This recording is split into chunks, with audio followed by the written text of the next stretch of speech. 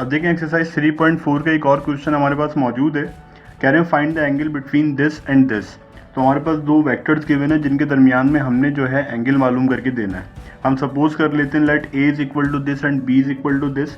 उसके बाद जो है हमारे पास एक फार्मूला है, पहले आप सपोज कर लें लेट, यानी कि नाम देते हैं let A is equal to I minus 2j plus 3k cap and B vector is equal to 3i minus 2j plus k cap. अच्छा, अब इसके बाद जो है आपने क्या करना है, इसके दरमियान में एंगल मालूम करके देना है। तो हमें याद है a डॉट बी का एक फॉर्मूला हमने पढ़ा था, a डॉट बी वेक्टर को रिप्रेजेंट करने के लिए आपने एरो लगा दिए ए बी कॉस थीटा। अच्छा, अब यहाँ पे जो ए और बी हैं ये एक्चुअल क्या होते हैं, मैग्नीट्यूड होते हैं। तो विदाउट एरो भी रिप्रेजेंट आप कर सकते हैं और मॉड का साइन बना के भी आप रिप्रेजेंट कर सकते हैं।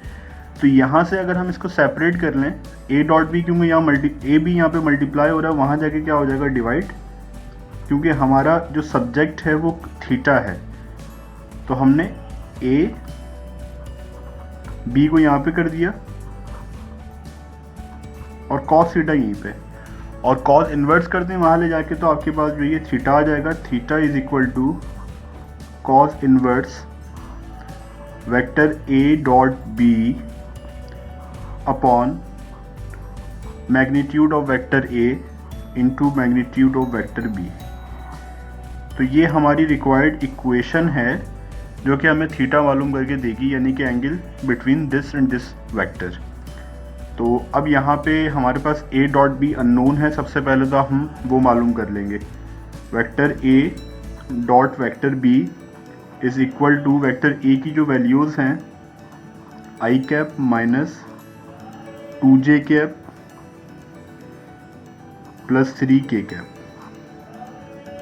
उसके बाद जो है b की value 3i minus 2j cap plus k। Dot product हमें जो है करने का तरीका आता है, आई को आई से, यानी कि 3 into 1 will be 3, 2 into 2 minus minus plus 4, 3 into 1 will be 3। तो यहाँ पे आपने सिंप्लीफाई किया, कितना आ जाएगा, ये 10 आ जाएगा, 10 यूनिट्स। अच्छा, अब इसके बाद जो है जो फर्दर आपके पास अननोन एलिमेंट्स हैं वो आप फाइंड आउट कर लें। मैग्नीट्यूड ऑफ वेक्टर ए,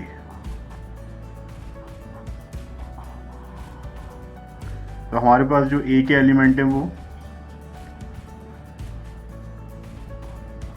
1, क्योंकि आई का जो कोफिशिएंट है वो यहाँ पे 1 है, इस वजह से 1 का स्क्वायर। उसके बाद आप देखें जो जे का कोफिशिएंट है -2, उसके बाद जो है जो के कैप का कोफिशिएंट है वो 3 है।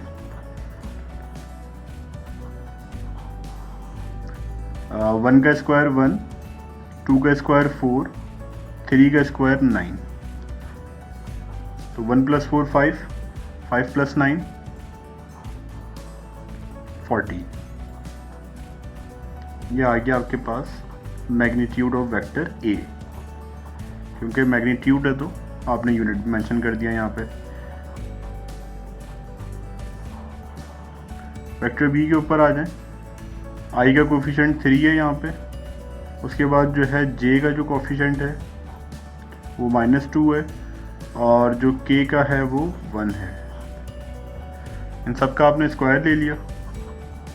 3 का स्क्वायर क्या होता है आपके पास, 9 4 1।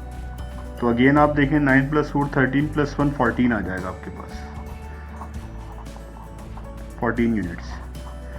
तो अब आप अगर गौर करें तो आपके पास बी, ए डॉट बी और ए तमाम वैल्यूज़ आ चुकी हैं। इक्वेशन 1 के अंदर आप जो है तमाम वैल्यूज़ जो है सब्स्टिट्यूट कर दें। Theta is equal to cos inverse, अच्छा ए डॉट बी कितना आया था, 10 आया था, 10 आपने लिख दिया। और आपके पास जो है वेक्टर ए का मैग्नीट्यूड कितना आया, √14। और उसके बाद जो है आपके पास वेक्टर बी का जो मैग्नीट्यूड है वो भी √14 है। तो ये पूरी चीज़ आप जो है कैलकुलेटर से सॉल्व कर लें और चेक कर लें कि इसका आंसर जो है कितना आता है। तो जब आप कैलकुलेटर की मदद से इसको सॉल्व करेंगे तो आपका जो आंसर आएगा वो 44.4441 डिग्री, 44.41 डिग्री। तो ये जो है आपका रिक्वायर्ड एंगल है कि अगर आपके पास वेक्टर्स ये हों तो इनके दरमियान में जो एंगल है वो आप इजीली जो है डॉट प्रोडक्ट मेथड के ज़रिए मालूम कर सकते हैं।